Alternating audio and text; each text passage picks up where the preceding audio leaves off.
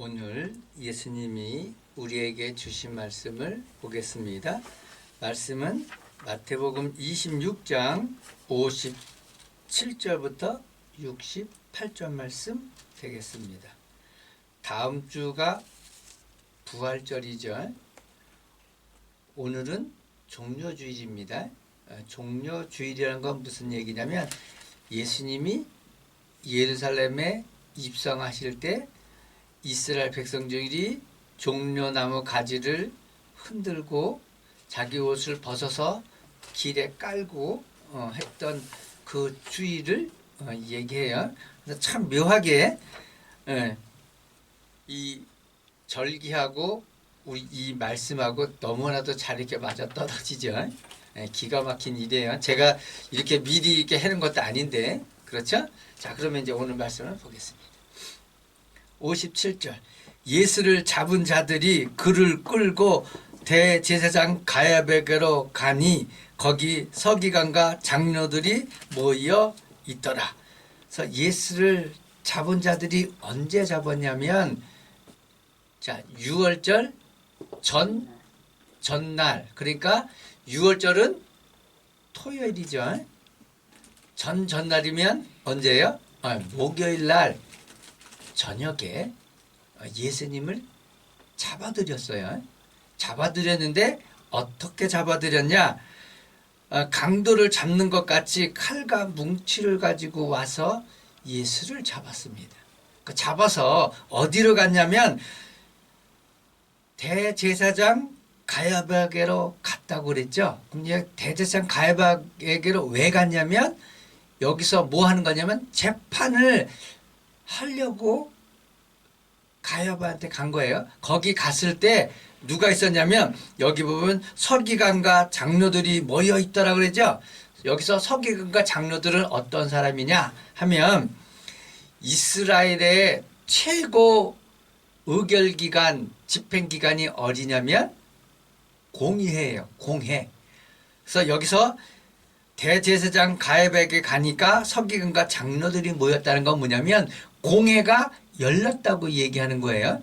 공회가 열렸다는 건 뭐냐면 이스라엘 나라에서 최고의 재판기관을 얘기해요. 자, 모였더니 베드로가 멀찍이 예수를 따라 대제사장의 집들에까지 가서 결말을 보려고 안에 들어가 하인들과 함께 앉았더라. 그래서 베드로가 이 예수를 잡아갔는데 이 결말이 어떻게 될까 하고 간 거예요. 그런데 참 묘하게 예수님이 마태복음 16장 16절 하반절에 분명히 이렇게 얘기하죠. 내가 대제사장과 바리새인과 서기관과 장로들에게 핍박을 받고 죽으리라 얘기하죠. 요게 한 번만 얘기하는 게 아니고 마태복음에는 3번씩 다시 얘기하고 있어요. 자, 그러면 베드로가 여기 예수를 잡아갔을 때 뭘 상상해야 되냐면 결말은 이제 여기서 죽는구나 이렇게 생각해야 되는데 성경에 보면 예수님이 그렇게 여러 번 걸쳐서 말했는데도 불구하고 베드로는 그거를 인정 안 해요. 그래서 가면 공정하게 재판을 벌여서 예수는 풀려나겠지, 아니면 몇 대 맞고 풀려나겠지, 뭐 이렇게 생각하고 있는 거예요. 그래서 결말을 보려고 쫓아갔어요, 베드로가. 그러니까 예수가 죽으려고는 상상을 못한 거예요. 이미 말했는데도 불구하고. 자, 이만큼 주님이 우리에게 말씀하였는데 오늘도 세계 모든 곳에서 똑같은 성경을 가지고 말씀을 하는데 이 베드로와 같이 예수의 죽음에 대해서는 상상을 못한다. 또 다르게 돌리면 성경은 성경대로 이루어지기 때문에 이 마지막 때에 심판이 있다고 그러는데 사람들은 말로는 마지막 때라고 그러지만 그것을 상상하지 못한다. 그래서 결론을 들려고 이렇게 보고 있다는 거예요. 자, 59절.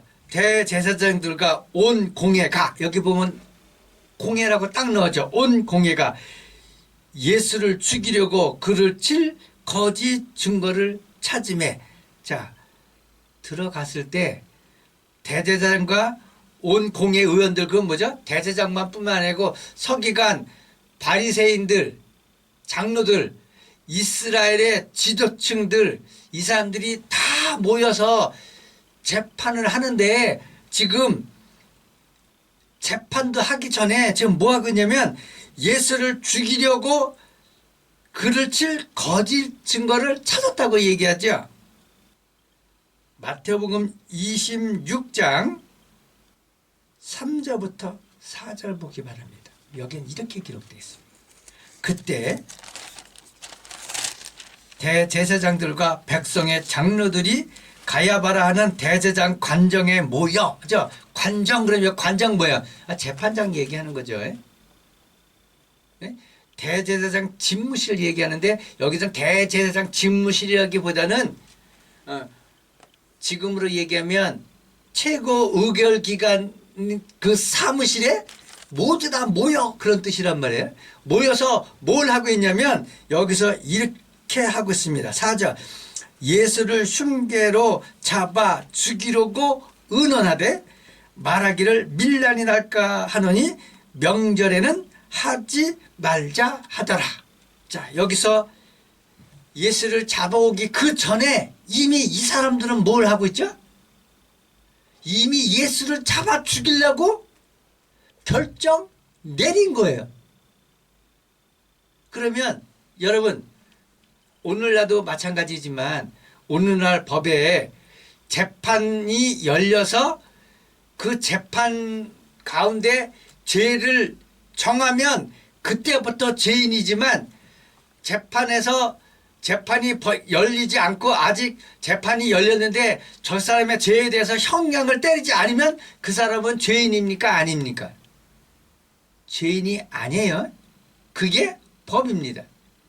그런데 여기서 지금 이 사람들은 법정을 열기도 전에 이미 거짓 증거로 예수를 죽이려고 이들은 작정하고 있었다.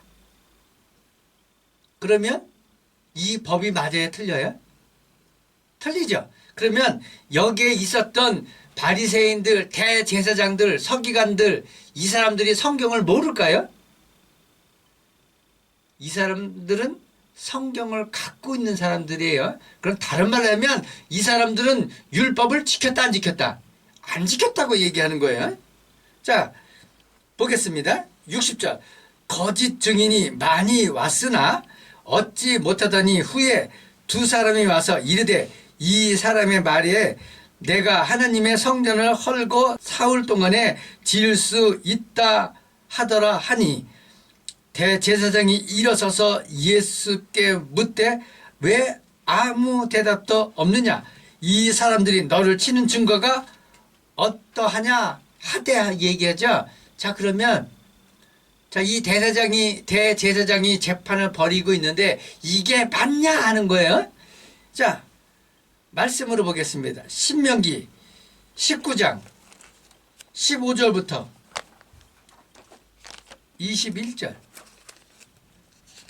사람의 모든 악에 관하여 또한 모든 죄에 관하여 한 증인으로만 할 것이 아니요 두 증인의 입으로 또는 세 증인의 입으로 사건을 확정할 것이며. 여기서 2명 3명 얘기한 건 뭐냐면 일방적으로 그 사람은 거짓 증거에서 죄로 몰아갈 수 있으니까 죄인으로 하는 사람과 죄인이 아니다 하는 사람과 이 두 부류의 말을 들으라고 얘기하는 거예요. 그래서 두세 증인이에요. 자, 왜 그렇게 얘기하냐? 자, 16절 보겠습니다. 만일 위증하는 자가 있어 어떤 사람이 악을 행하였다고 말하면 그 논쟁하는 쌍방이, 논쟁은 뭐죠? 한 사람은 죄 있다, 한 사람은 죄 없다, 이게 논쟁이죠. 예? 그 논쟁하는 쌍방이 같이 하나님 앞에 나아가 그 당시에 제사장과 재판장 앞에 설 것이요 재판장은 자세히 조사하여 그 증인이 거짓 증거하여 그 형제를 거짓으로 모함한 것이 판정되면 그가 그의 형제에게 행하려고 꾀한 그대로 그에게 행하여 너희 중에 악을 제하라. 자, 이게 성경 말씀이에요. 자, 그런데 지금 마태복음 26장 50절부터 62절 보면 대제사장이 지금 뭐 하고 있어요? 거짓 증거하는 그 얘기만 듣고, 야, 너한테 하는 이 증거가 어떠하냐? 왜 대답을 안 하냐? 하고 뭐 하고 있죠? 자, 이것은 곧 뭘 얘기한다? 대제사장이 이 율법을 지켜야 하는데도 불구하고 뭐 하고 있다? 지키지 않고 있다. 그러면서 그들은 스스로 아브라함의 자손이라고 얘기하고 그들 스스로가 자기는 율법을 잘 지킨다고 착각하고 있다는 거죠. 63절 예수께서 침묵하시고, 여기 침묵했다 그랬죠. 자, 이사야서 53장에 보면 거기에도 그랬죠. 예수께서 침묵했다 얘기해요. 거기에 변명하지 않습니다. 자, 그 말씀에 똑같이 이루어지죠. 침묵하시거늘 대제사장 이르되 내가 너로 살아계신 하나님께 맹세하게 하노니 내가 하나님의 아들 그리스도인지 우리에게 말하라. 여기서 내가 너로 살아계신 하나님께 맹세하게 하노니 하는 거, 이게 맹세는 왜 하냐면 여러분 지금도 재판 열기 전에 뭐 하죠? 나는 진실만을 얘기하기를 맹세합니다. 그래서 만약에 진실을 얘기하지 않고 위증하면 벌을 묻는다. 그래서 재판장에서는 진실만을 얘기한다고 맹세해요. 근데 그 맹세를 왜 하냐? 바로 이 말 때문에 그래요. 그래서 지금 대제사장이 예수께 맹세시키는 거예요. 하나님의 이름으로 너 맹세해라. 그리고 대답해. 그러면서 묻는 게 뭐냐면 내가 하나님의 아들 그리스도인지 말하라. 이게 무슨 뜻인지 아십니까? 바로 이런 뜻입니다. 레위기 24장 16절 보시기 바랍니다. 왜 여기서 이런 말을 했나? 여호와의 이름을 모독하면 그를 반드시 죽일지니. 그래서 여기서 내가 하나님의 아들 그리스도라고 말하라 하는 뜻은 뭐냐면 하나님의 이름을 뭐 하는 거예요? 모독하는 거예요. 그 신성 모독이에요. 그래서 거짓 증거를 아무리 잡아도 나오지 않으니까 대제사장이 뭘로 건다? 자기네 신의 이름을 걸어서 재판하는 거예요. 자, 64절 예수께서 이르시되 내가 말하였느니라. 그러나 내가 너에게 이르노니 이후에 인자가 권능의 우편에 앉아 있는 것과 하늘 구름을 타고 오는 것을 너희가 보리라. 자, 여기서 주님이 이 사항에서도 말씀하는 게 있어요. 주님이 직접 내가 맞아, 내가 너희가 기다리는 메시아야 이렇게 얘기하면 되는데 그렇게 얘기하지 않고 뭐냐면 대제사장이 내가 하나님의 아들 그리스도인지 우리에게 대답하라 그랬더니 내가 말하였다. 그래서 하나님은요 직접 말씀하지 않습니다. 인간에게 말하게 해요. 그래서 우리가 신앙 고백할 때 뭐라 그러죠? 주는 그리스도시요 살아계신 하나님의 아들 이름을 믿습니다. 그래서 이게 우리의 신앙 고백이에요. 주님이 직접 하는 게 아닙니다. 자, 그러시면서 뭘 말씀하시죠? 내가 인자가 권능의 우편에 앉아 있는 것. 권능의 우편 그럼 뭐죠? 하늘나라, 천국, 여호와의 나라에 우편에 앉아 계신다. 그럼 정확하게 가운데 앉아 계시다고 얘기가. 내가 그러면 뭐라? 내가 너희가 바라는, 너희가 기다리는, 너희가 섬기는 나는 여호와다 하고 얘기한 거예요. 이게 그 똑같은 말이에요. 응? 여호와다. 우편에 앉아 있는 것과 하늘 구름을 타고 오는 것을 너희가 보리라. 하늘 구름 타고 언제 오시죠? 마지막 때. 자, 주님은 이때에도 이렇게 당당하게 말씀해. 내가 너희가 기다리는 메시아다. 요 말씀을 안 하지만 요 뒤에 말씀을 통해서 이 세상 심판 그리고 모든 사람이 다 보는 데서 오신다 하는 이것을 말씀하고 계세요. 그런데 우리는 이것을 믿는다 안 믿는다? 안 믿는다는 데 문제가 있어요. 자, 이 64절을 통해서 대제사장이 느낀 건 뭐냐면 뭐예요? 저게 하나님의 이름을 망령되이 부른다고 생각한 거예요. 그러니까 그 행동이 뭐냐? 65절 이에 대제사장이 자기 옷을 찢으며 이르되 그가 신성모독하는 말을 하였으니 어찌 더 증인을 요구하리요. 보라 너희가 지금 이 신성모독하는 말을 들었도다. 자, 대놓고 얘기하잖아요. 뭐라고요? 신성모독. 그래서 신성모독한 얘기를 들었기 때문에 자기의 옷을 찢은 거예요. 이 자기 옷을 찢었다는 건 뭐냐면 최고의 분노의 표시예요. 옷 찢었다는 게 최고의 분노의 표시예요. 66절 너희 생각은 어떠하냐? 대답하여 이르되 그는 사형에 해당한다. 여기에서 너희 생각은 어떠냐? 그럼 너희가 하는 너희는 누구냐? 공회의원들 얘기하는 거예요. 여기에 공회의원들은 뭐예요? 대제사장들, 제사장들, 바리새인들, 서기관들, 백성의 장로들 얘기하는 거예요. 그 사람들이 다 뭐라고요? 이것은 신성모독이 맞아. 그러므로 예수는 죽여야 돼. 이게 결론입니다. 그런데 이 결론은 이미 재판도 하기 전에 내려졌다는 데 문제가 있는 거죠. 그것을 통해서 이들은 뭘 얘기하냐?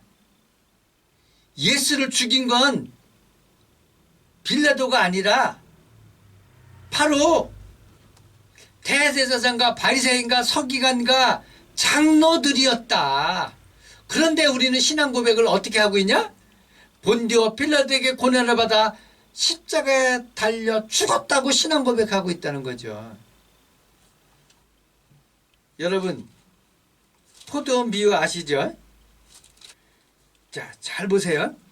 21장 33절부터 보면 이렇게 되어 있어요. 주인이 포도원을 만들고 울타리를 두르고 줍자는 틀을 만들고 망대를 짓고 하면서 뭐라고 얘기했냐면 이 35절에 농부들이 종들을 잡아 하나는 심히 때리고 하나는 죽이고 하나는 돌로 쳤건을 다시 자른 종을 처음보다 많이 보내니 그들이 그렇게 하였는지라. 그렇게 했던 건 똑같이 하나는 잡았고 하나는 때리고 하나는 죽였다고 얘기하는 거예요. 그러면서 38절에 농부들이 그 아들을 보고 서로 말하되 이는 상속자니 자 죽이자 하고 그의 유산을 차지하자. 그래서 그 아들 누구 얘기한 거예요? 메시아를 죽이겠다고 얘기한 거예요. 자, 그렇게 얘기했을 때 45절 보기 바랍니다. 여기는 이렇게 기록되어 있습니다. 대제사장들과 바리새인들이 예수의 비유를 듣고 자기들을 가르쳐 말씀하신 줄 알고죠. 자, 그러면 이 포도원 비유를 통해서 예수를 죽이는 자들이 누구죠? 여기 대제사장과 바리새인들. 여기 26장에는 대제사장과 서기관과 장로들 이렇게 돼 있죠. 21장 45절은 대제사장과 바리새인들 이렇게 돼 있죠. 그렇기 때문에 제가 여러분들에게 말씀 때 뭐 예를 들면 바리새인과 서기관 이렇게만 기록된 데도 있지만 한 어떤 데는 대제사장과 백성의 장로들과 이렇게 기록되어 있단 말이에요. 그럼 이게 이 사람들 따르냐? 아니요. 이 사람들 다 포함된 이 사람들이 예수를 죽였다 하는 거예요. 그래서 여러분 성경에는 이렇게 기록되어 있습니다. 마지막 때 이 세상이 멸망해도 성경의 1.1획도 변개되거나 바뀌지 않는다. 그러면 성경이 이 세상이 멸망해도 이스라엘이 대제사장이 바리새인들, 서기관들, 장로들이 예수를 죽였다 하는 것이 기록에 남아 있는데 우리는 신앙 고백을 본디아의 빌라도에게 고난을 받아 죽었다고 우리의 신앙 고백하면 이거 뭐죠? 자, 제가 갈라디아서 1장에서 여러분 많이 얘기했죠. 6절부터 볼게요. 그리스도의 은혜로 너희를 부르신 이를 이같이 속히 떠나 다른 복음을 따르는 것을 내가 이상히 여기냐. 다른 복음이 뭐죠? 복음에는 유대인들이 예수를 잡아 죽였다고 얘기하고 있는데 다른 복음은 뭐죠? 빌라도가 죽였다고 얘기하는 게 이게 무슨 복음이에요? 다른 복음이라는 얘기하는 거예요. 자, 그렇기 때문에 7절에 이렇게 돼. 다른 복음은 없나니 다만 어떤 사람들이 너희를 교란하여 그리스도의 복음을 편하게 하려 합니다. 편하게 하는 자들이 누구냐 이거죠. 자, 오늘날 목사님들이 수십 년 동안 설교하면서 이 말씀을 몰라서 저기 본디아 빌라도에게 고난을 받아 십자가에 죽었다고 신앙 고백하고 있습니까? 몰라서요. 여기 이 대제사장들, 바리새인들, 서기관들 여기 분명히 마태복음 21장 45절에 분명히 이렇게 돼. 대제사장과 바리새인들이 예수의 비유를 듣고 자기를 가르쳐 말씀하신 줄 알고 해요. 알고. 그런데도 이 사람들이 죽이고 있는데 왜 우리는 예수 믿는다 그러면서 다른 복음을 쫓아가냐 이거죠. 우리는 이제는 그렇게 하면 안 된다 하고 여러분에게 말씀드리는 거예요. 자, 여기 대제사장이 신성 모독이다 하면서 이 거짓 증거로 재판하는 것, 재판도 하기 전에 이미 죽이기로 작정한 것, 이건 뭐예요? 말씀 위배죠. 율법을 지키라고 자기부터 해야 되는데 자기부터가 말을 안 들으면서 누구 보고 말을 지키라고 하냐 이거예요. 그렇기 때문에 성경에는 분명히 이렇게 돼. 너희는 바리새인과 서기관과 대제사장들의 말은 들었지만 저들의 행위는 따르지 말라고 얘기하고 있다 이 말이죠.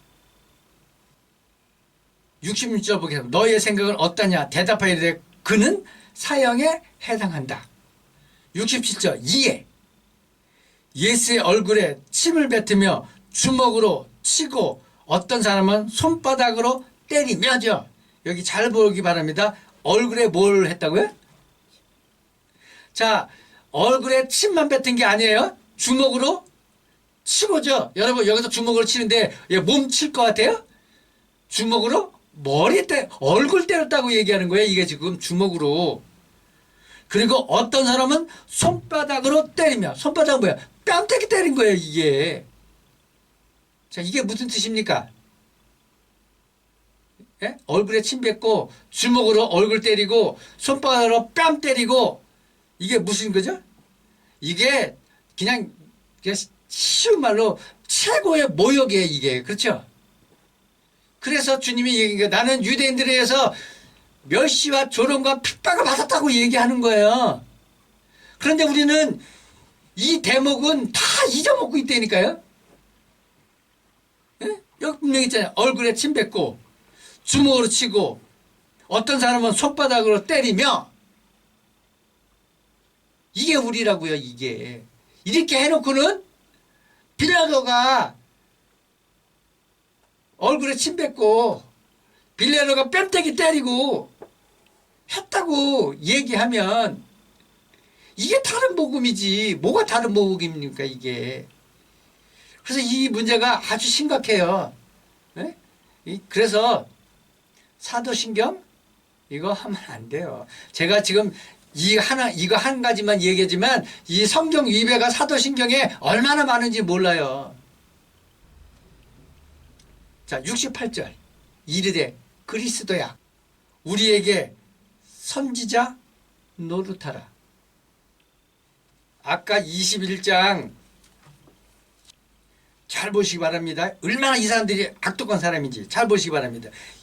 21장 46절 분명히 그랬죠. 대제사장과 바리새인들이 비유를 듣고 자기를 가르친 것을 알았어요. 그래서 너희가 기다리는 하나님의 아들 메시아가 이 땅에 왔을 때 그를 잡아 죽인다. 그랬을 때 알았다고 얘기하는 거예요. 알아서 그다음에 뭐라냐. 알고 잡고자 하나 무리를 무서워하니 이는 그들이 예수를 선지자로 알미었더라. 여기 지금 그리스도야? 선지자 노릇해라. 이게 무슨 뜻입니까? 이게 그리스도라고 인정 안 하는 거예요. 자, 오늘날 예수님이 이 땅에 오시면 목사들이나 신학자들이나 무슨 장로들이나 성경 수십 번 읽었다는 사람들이 예수님 만나면 뭐라 그럴 것 같아요? 야, 그리스도야, 너 선지자 노릇해. 이게 똑같이 나온다니까. 인정하지 않아요. 자, 선지자가 무슨 뜻이죠? 하나님의 말씀을 대언하는 자입니다. 그런데 여기서 선지자 노릇하라 그러면 이거는 그리스도를 무슨 점쟁이나 점술가나 이 사기꾼으로야. 그래서 선지자 노릇하라. 너를 친 자가 누구냐 하더라. 이거 무슨 점쟁이나 뭐 점술가, 이걸 완전히 비꼬는 거죠.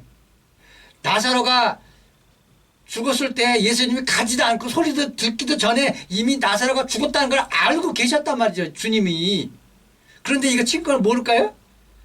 알고 있어요. 그런데 이들이 주님한테 얘기하는 거예요. 뭐라고요? 그리스도야, 네가 선지자 노릇하려냐? 그럼 너를 친 자가 누구냐? 하고 묻는단 말이죠. 자, 이렇게 멸시와 조롱을 받으면서 주님이 그 길을 묵묵히 가신다. 자, 왜 그랬을까요? 이사야 53장에 기록된 대로 주님은 그 말씀을 이루기 위해서 그대로 주님은 가시는 거예요. 성경에는 이렇게 기록되어 있습니다. 가룟 유다에게 나는 기록된 대로 가거니와. 가룟 유다는 태어나지 않았으면 좋을 뻔하였느니라. 여기서도 주님 똑같이 그러시지 않을까요? 나는 내게 정해진 기록대로 나는 가거니와. 나를 조롱하고 나를 핍박하고 나를 죽이는 너들은 차라리 나지 않았으면 좋을 뻔하였느니라. 주님은 이렇게까지 우리를 위해서 조롱과 멸시와 핍박, 그냥 조롱도 아니고요, 그냥 핍박도 아니고 이건 최고의 조롱이고 최고의 핍박이고, 무슨 이걸 어떻게 비유를 해야 돼? 여기서 그리스도야, 응? 우리에게서 선지자 노릇해라. 그러니까 하나님의 아들을 무슨 저기 개똥밭에 무슨, 예? 개똥만도 못 여기는 이 인간들, 이런 것을 묵묵히 당하시는 주님. 그래서 주님이 이렇게 기록된 대로 당하시고 죽으셨기 때문에 우리가 나음을 얻는 겁니다. 이렇게 당하셨기 때문에. 왜 이렇게 당하냐? 이것은 누가 당하는 거냐? 죄인들이 당하는 거기 때문에. 그래서 우리의 모든 죄를 뒤집어 씌우시고 우리의 모든 죄를 담당하시기 위해서 이런 일들을 묵묵히 당하고 계신다. 그래서 여러분 이거를 잊지 마시기 바랍니다.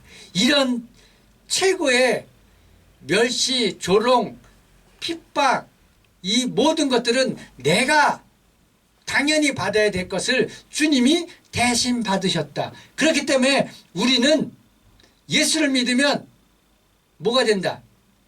이 모든 죄가 예수에게 다 뒤집어 씌움을 당했기 때문에 우리는 거룩한 존재가 된다. 그래서 성경에는 이렇게 기록되어 있습니다. 내가 거룩한 즉 너희도 거룩해라. 우리가 어떻게 거룩되냐? 우리는 죄인이지만 주님이 우리의 모든 죄를 다 대신 짊어지셨기 때문에 주님이 우리를 거룩하게 보신다. 그래서 이 은혜가 여러분에게 차고 넘치기를 예수 이름으로 축원합니다.